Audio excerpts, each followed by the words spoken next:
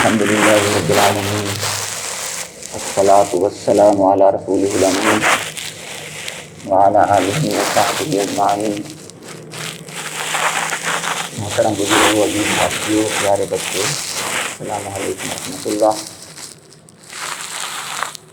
گزشتہ کئی ماہ سے خلافت راشدہ کے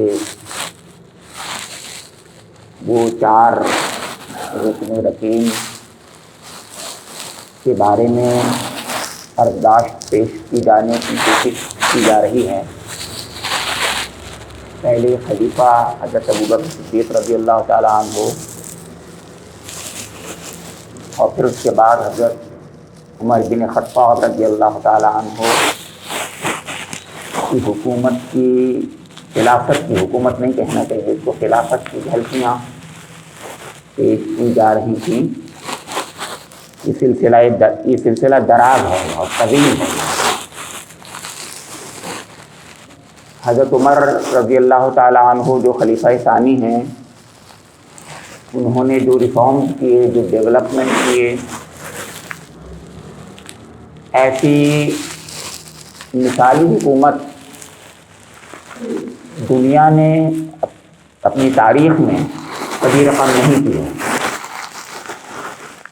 یہ مبالغہ آمیزی نہیں ہے بلکہ حقیقت ہے کہ جیسا انقلاب ان کی حکومتوں کے ذریعے دنیا میں رونما ہوا، ایسا کبھی بھی انقلاب میں کہہ رہا ہوں، ریفارم اس سے چھوٹی چیز ہوتی ہے۔ ریفارم تو دنیا میں چھوٹے چھوٹے ہوتے رہتے ہیں، میں انقلاب کہتا ہوں، تبدیلی کہتا ہوں، جس میں 180 ڈگری بالکل بدل جاتا ہے۔ تو ایسے انقلابات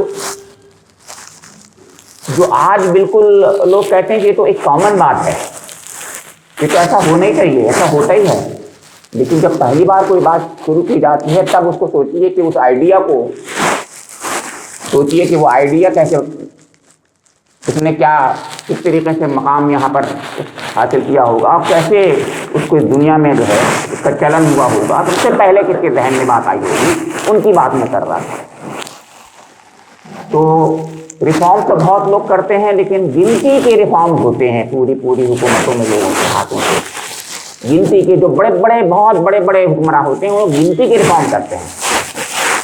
لیکن حضرت عمر رضی اللہ تعالیٰ عنہ کے انقلابات، مجھے ایسا لگتا ہے اور آپ بھی کہیں گے، گویا ہر دن ایک ریفارم ہوتا تھا، وجود میں آتا تھا، ہر دن ایک نیا دن ہوتا تھا، نیا آفتاب طلوع ہوتا تھا۔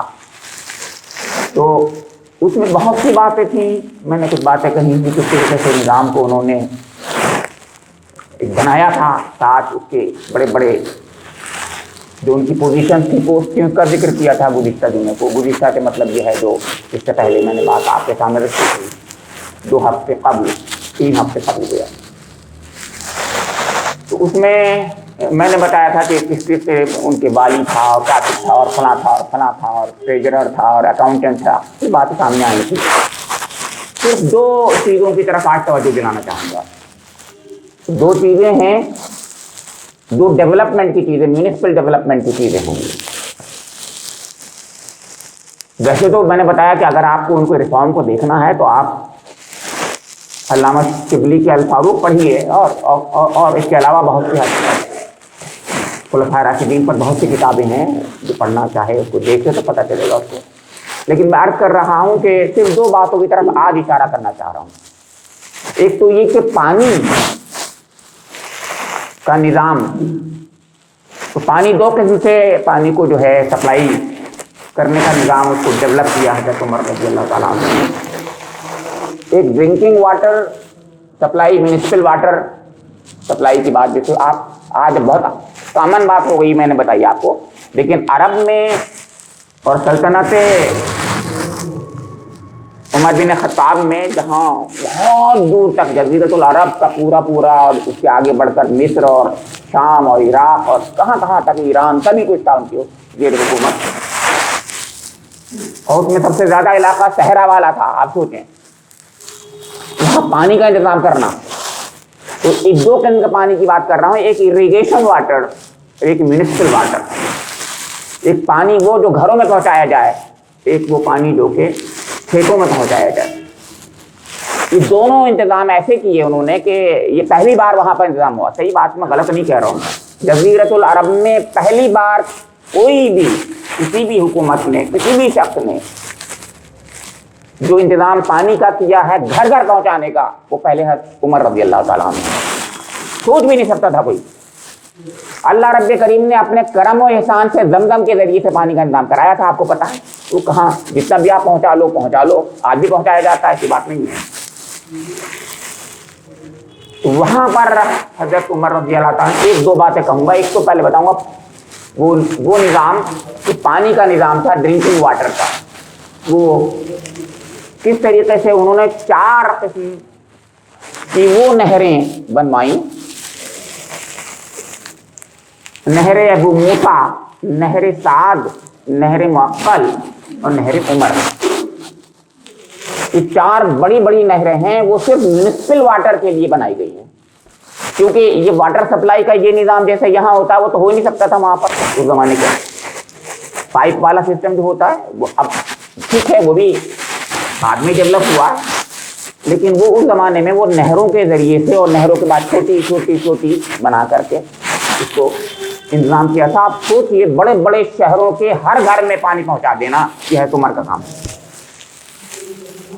اس سے پہلے لوگ جیسے لاتے تھے پانی, آپ جانتے ہیں بیچارے کندھوں پہ, آج بھی لاتے ہیں ہندوستان میں. بتائیے اتنے ڈیولپمنٹ کے بعد 21ویں صدی ہے, گجرات میں جائیے, مہاراشٹر میں جائیے, جو آپ کو پتا ہے حال, کتنے کتنے کلومیٹر لوگ بیچاری عورتیں اور بچے اور بڑے لوگ جو ہیں پانی سرپیٹ ہوتی ہیں. آج 21ویں صدی میں, تو آج سے 1300 سال 1400 سال قبل کی بات کر رہا ہوں. عرب میں, جزیرۃ العرب میں جہاں پانی ہوتا ہی نہیں تھا, وہاں ہر گھر میں پانی پہنچ جائے. تو پہلی نہر جو تھی, جیسے کہ میں نے ابھی بتایا, نہر ابو موسیٰ, یہ 9 میل لمبی تھی. دجلہ سے بصرہ کے لیے پانی کا انتظام کیا گیا تھا. دجلہ و فرات بہت مشہور ندیاں ہیں. تو دجلہ سے بصرہ شہر کے لیے جو بہت بڑا ڈیولپ, اس کا ذکر میں آگے کروں گا کہ یہ ڈیولپ شہر حضرت عمر رضی اللہ تعالیٰ عنہ نے کروایا بصرہ. تو 9 میل لمبی ایک نہر کھدوائی. اس کا مقصد صرف یہ تھا کہ بصرہ کے ہر گھر میں پانی پہنچ جائے. یہ کہنا تو بہت آسان ہوتا ہے, نہر سے گھر میں پانی نہیں پہنچایا جا سکتا. آپ سے سوچئے, تھنک کیجئے, نہر سے کھیتوں میں پانی پہنچایا جا سکتا ہے, گھروں میں نہیں پہنچایا جا سکتا. لیکن انہوں نے کیا طریقہ اختیار کیا ہوگا ہمارے سمجھ میں نہیں آتا, لیکن کیا انہوں نے, ہر گھر میں پہنچایا. یہ بات آتی کیسے پہنچایا, کیا طریقہ تھا ان کا, یہ تو وہ بتائیں گے جو سول انجینئر ہیں, جنہوں نے اس پر باقاعدہ ریسرچ کی ہیں اسلامک سول انجینئرنگ پر, وہ سمجھیں گے, بتائیں گے, اور بتاتے ہیں لوگ ایسی باتیں. تو بہرحال 9 میل پہلی والی بتا رہا ہوں, پہلی 9 میل لمبی نہر کھدوا کر کے بصرہ کے ہر گھر میں پانی پہنچا دیا. نہر معقل جو ہے وہ بھی دجلہ سے نکلی تھی اور دوسری جگہ پانی پہنچا رہی تھی. اور ایک نہر سعد تھی, اس کے درمیان میں وہ جب کھودی گئی تو درمیان میں پہاڑ آ گیا, میلوں کلومیٹر, کئی کلومیٹر تک کھدوا دی ہو گیا. اس کو بعد میں حجاج بن یوسف نے مکمل کرایا تھا, لیکن انہوں نے شروع کرایا. یہ تیسری نہر تھی. اور چوتھی نہر جو ہے نہر عمر جو کہلاتی ہے, وہ دریائے نیل سے بحر قلزم تک جو ہے وہ 69 مائلز کی تھی. سب سے بڑی یہ ہے آپ کی, جس کا کام یہ تھا کہ وہ جو ہے بحر قلزم سے نہر, ایک تو اپنا قدرتی اس کا وہ ہے آپ کا, وہ جہاں پر گرتی ہے دریائے نیل گرتا ہے, لیکن انہوں نے اس کو بائیفرکیٹ کر دیا, اور بائیفرکیٹ کر کے بحر قلزم میں گرایا, اور درمیان میں جو آبادیاں تھیں ان تک پانی پہنچوا دیا. 69 کلومیٹر کی لمبی نہر تھی, اور یہ بہت دور ظاہر ہے. ایجپٹ اور مصر کی بات ہے, افریقہ کی باتیں ہیں, وہاں کے لیے کر رہے ہیں. اپنے شہر اپنے ملک کی بات نہیں کر رہے ہیں, ان کے لیے سب اپنا ہی ملک تھا جو بھی حکومت تھی ان کی. یہ 4 بڑی بڑی نہروں کا انتظام جو ہے وہ پانی کے لیے کیا ہے. اب میں دوسری بات عرض کروں گا کہ مدینہ منورہ سے خانہ کعبہ یعنی مکہ مکرمہ تک جانے کے لیے جو آپ نے انتظام کرائے تھے، جو سرائے بنوائی تھی، جو اور چیزیں انتظام کرائے تھے، ان میں ایک انتظام وہ تھا جو چشموں کا انتظام تھا۔ کیا طریقہ تھا؟ یعنی ہر جگہ ہر پڑاؤ پر ایک چشمہ بنا دیا گیا تھا کہ وہاں سے پانی لو اور لوگ کے قریب لے جائیں۔ کیسے پانی آتا تھا، کیا آتا ہوگا، آپ تھنک کیجیے۔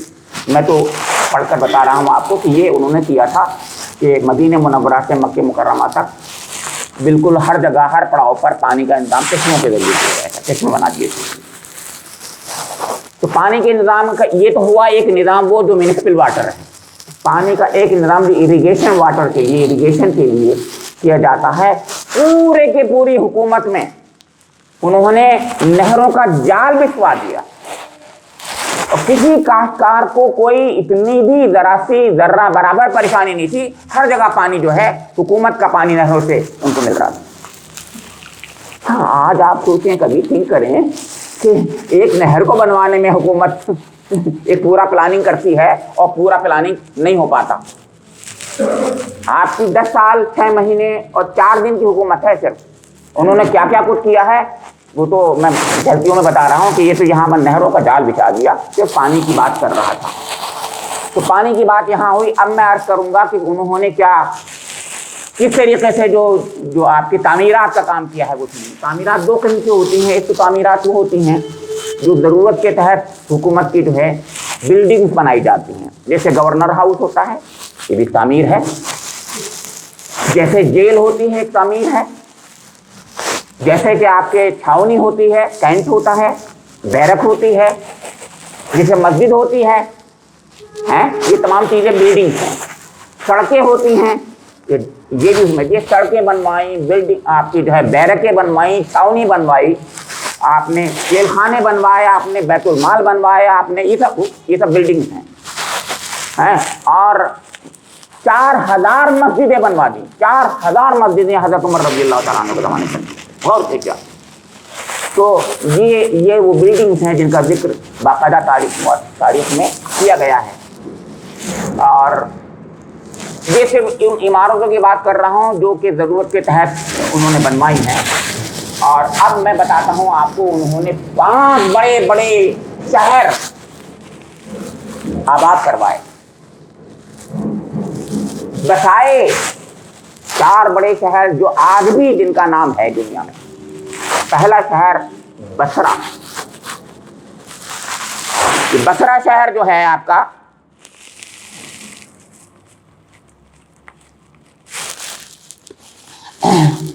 یہ عقبہ بن غزوان حضرت عمر کے جو ایک وہ تھے آپ کے کارندے تھے، ان کے ذریعے سے انہوں نے اس کو وہ کروایا ہے۔ شروع میں 800 لوگوں کو وہاں پر رہائش دلوائی اور بعد میں حضرت عمر رضی اللہ تعالی عنہ کے زمانے میں اس بصرہ کی آبادی 1.5 لاکھ ہو گئی۔ اس زمانے میں 1.5 لاکھ سمجھ رہے ہیں آپ کتنی ہوتی تھی؟ آج کے کم سے کم 60 لاکھ سے کم نہیں ہو سکتی اس زمانے کے۔ اگر آپ پروپورشنیٹ وے میں اگر آبادی کو دیکھیں تو 1.5 لاکھ اس زمانے کی، آج کی کم سے کم 60-70 لاکھ کی آبادی ہوئی۔ کم سے کم کہہ رہا ہوں، ورنہ 1 کروڑ بھی کہنا غلط نہیں ہے۔ تو یہ انہوں نے پہلا شہر یعنی بسوایا، یہ بصرہ تھا عقبہ بن غزوان کے ذریعے سے۔ دوسرا شہر جو بسوایا انہوں نے وہ کوفہ تھا۔ غور کر رہے ہیں، کوفہ جو مشہور کوفہ ہے، جس کے حضرت امام ابو حنیفہ مشہور ہیں، جہاں پر علم کا میدان میں اتنا آگے کام ہوا ہے کہ جس کو ہم دنیا والے لوگ جانتے ہیں۔ یہ نعمان بن منذر ایک عرب بادشاہ تھا، اس نے کبھی شہر بسایا تھا، بلکہ اس کی دارالحکومت تھی، وہ اجڑ گیا تھا۔ یہ تو حضرت عمر رضی اللہ تعالیٰ عنہ کے زمانے تک آتے آتے اجڑ چکا تھا، ویران تھا، کچھ نہیں تھا، نتھنگ۔ تو اس کے اندر حضرت سعد بن ابی وقاص رضی اللہ تعالیٰ عنہ کے ذریعے سے حضرت عمر کے حکم کے تحت اس کو بسایا گیا، اس کو بنایا گیا۔ تو کیسے بنایا گیا یہ عرض کرنا چاہ رہا ہوں میں۔ تو یہ بتایا کہ اس کو باقاعدہ پلاننگ، جیسے چندی گڑھ یہاں پر ہے ہمارا، تو یہاں پر ایک شہری چندی گڑھ کی بات ہے، آپ کہہ دیتے ہیں کہ بہت پلانٹ سٹی ہے، कराची या बेंगलोर में कुछ जगह पर थी, वो भी ख़त्म हो गई अब। तो ऐसा था, उसके बाकायदा उसके हिसाब उसको बाकायदा हुकूमत के तहत उसको बाकायदा डेवलप किया गया था। तो ये बताया गया कि 40 हाथ लंबी चौड़ी सबसे बड़ी सड़कें होती थी, उससे छोटी लेन जो हैं वो 30 हाथ चौड़ी होती थी, उससे छोटी वाली 20 हाथ लंबी होती थी। ये एक हाथ कम से कम 1.5-2 फुट का होता है, आप जानते हैं। तो सोचिए कितनी चौड़ी सड़कें थी। शहर की लेन बाई लेन जो थी 40 हाथ, 30 हाथ, 20 हाथ लंबी थी, उनको बाकायदा प्लान वे में बनवाया गया। ये कूफा है, लाखों की आबादी हो गई थी। बाद में तो आपको पता ही है, हज़रत अली रज़ी अल्लाह ताला अन्हु का दारुल हुकूमत है ये, बाद में आपको पता है। खैर, तो उसके बाद मैं एक और शहर की बात करूंगा, उसको मौसूल कहते हैं, आप भी जानते हैं। ये मौसूल अरबी में हाल मौसूल है, मौसूल कहते हैं आज उसको। मौसूल इसलिए कहते हैं कि ये वसल है, जोड़ता है, ये वेस्ट को ईस्ट से, ईस्ट को वेस्ट से जोड़ता है। दुनिया उस जमाने के जो ईस्टर्न वर्ल्ड था उसको वेस्टर्न वर्ल्ड से के दरमियान में एक ब्रिज का काम करता था ये जगह, इसलिए इसका नाम मौसूल है। इसका नाम मौसूल है, अल मौसूल। ये जो मौसूल है इसको डेवलप भी इन्होंने करवाया हजरत उमर रज़ी अल्लाह ताला अन्हु ने, और ये आपका कारनामा है, आप ही का कारनामा है। और इसको इन तमाम बाकी जो 3 शहरों का जिक्र मैं करूँगा, इसमें हज़रत अम्र बिन आस रज़ी अल्लाह ताला अन्हा का कंट्रीब्यूशन है, जो बात है मिस्र से। हज़रत उमर रज़ी अल्लाह ताला अन्हु के ज़माने में है जिन्होंने मिस्र को फतह किया था। अब इसमें एक शहर को बताता हूँ, फस्तात नाम का शहर है, ये मिस्र के करीब है। मिस्री की बात है कि दरियाए नील और एक पहाड़ जो था मक्तम पहाड़, उसके दरमियान में बहुत बड़ी वादी थी। वहाँ पर हज़रत अम्र बिन आस ने अपनी छावनी, अपना लश्कर एक बार डाला, रखा और मिस्र फतह किया उसके बाद में। तो वहाँ पर वो जब जाने लगे तो ये देखा कि उनके खेमे में कबूतर ने घोंसला बना लिया। तो कबूतर ने घोंसला बना लिया है, उन्होंने कहा नहीं बस अब खेमे को मत उखाड़ो, खेमा यहीं रहने दो। हज़रत अम्र बिन आस रज़ी अल्लाह ताला अन्हु, तो उन्होंने वहीं रहने दिया और उस घोंसले की वजह से वो खेमा वहीं रहा। तो उस खेमे के नाम पर फस्तात है, फस्तात के माने खेमा। तो शहर खेमा कहलाया जाने लगा। फस्तात बहुत बड़ा शहर है, आज भी मशहूर है। तो ये जो है आपका, फिर इस बिना पर के कबूतर का घोंसला वहाँ पर था और उन्होंने जो है वहाँ पर उसको अपने खेमे को वहीं रखा था, इसलिए ये शहर आबाद हो गया। हज़रत अम्र बिन आस रज़ी अल्लाह ताला अन्हु। और 5वां एक गीज़ा, ये अलेक्जेंड्रिया, जो कि रोम की सरहद पर था, जहाँ से ख़तरा ये था कि रूमी हमलावर ना हो जाएं, तो बाकायदा वहाँ पर एक फौजी छावनी रखी गई। ये भी हज़रत अम्र बिन आस रज़ी अल्लाह ताला अन्हु के ज़रिए से कराया गया। तो उन्होंने वहाँ पर एक किला बनवा दिया और वहाँ पर एक बहुत बड़ा शहर आबाद करा दिया, उसका नाम गीज़ा है। ये 5 शहर हज़रत उमर रज़ी अल्लाह ताला अन्हु के ज़माने में डेवलप हुए, आबाद हुए, बनाए गए। ऐसे शहर जैसे आज स्मार्ट सिटी कहते हैं दुनिया वाले, हर एक भी स्मार्ट सिटी दुनिया में, हिंदुस्तान में अभी आप भी कह रहे हैं, बातें बहुत हो रही हैं, ऐसी वजूद में नहीं आई है जैसे उस ज़माने, उस लिहाज के लिहाज से, उस ज़माने के लिहाज से, अपने डेवलपमेंट के लिहाज से वजूद में आए थे। ये कारनामे हज़रत उमर रज़ी अल्लाह ताला अन्हु के हैं। और ये कारनामे हज़रत उमर रज़ी अल्लाह ताला अन्हु के उनके हैं जिन्होंने ऊँट चराए थे, जिनके बाप दादा जो थे बद्दू थे, तहजीब व तमद्दुन से नाशना थे। लेकिन ये कारनामा सिर्फ कलामुल्लाह के ज़रिए से दुनिया में रूनुमा हुआ। कलामुल्लाह का ये इनकलाबी पैगाम था जो उन्होंने अपनी ज़िंदगी में उतार लिया। और वो कलामुल्लाह सबसे पहले जिस शख्स पर जो हामिले किताबुल्लाह है, सबसे बड़ा नबी मुरसल, नबी ख़ातम मोहम्मद मुस्तफ़ा सल्लम के ज़रिए से, जिन्होंने ज़िंदगी में कुरान पाक को उतार के दिखा दिया और आपने दुनिया को बता दिया कि यह है कुरान, इसके ज़रिए से तुम इनकलाब ला सकते हो। उसी कुरान पाक के पैगामी इनकलाबी पैगाम के लिहाज से हज़रत उमर ने ये कारनामे अंजाम दिए हैं। आज भी मैं और आप ये काम कर सकते हैं क्योंकि किताबुल्लाह आज भी हमारे हाथों में है, लेकिन हम उससे एक भी न रिफॉर्म कर पा रहे हैं, न ज़िंदगी में तब्दील ला रहे हैं। अल्लाह रब्बे करीम मुझे और आप लोगों को اس قرآن پاک سے زندگیوں میں انقلاب لانے کی توفیق عنایت فرماتے ہیں۔ ربنا تقبل منا انک انت السمیع العلیم وتب علینا انک انت التواب الرحیم۔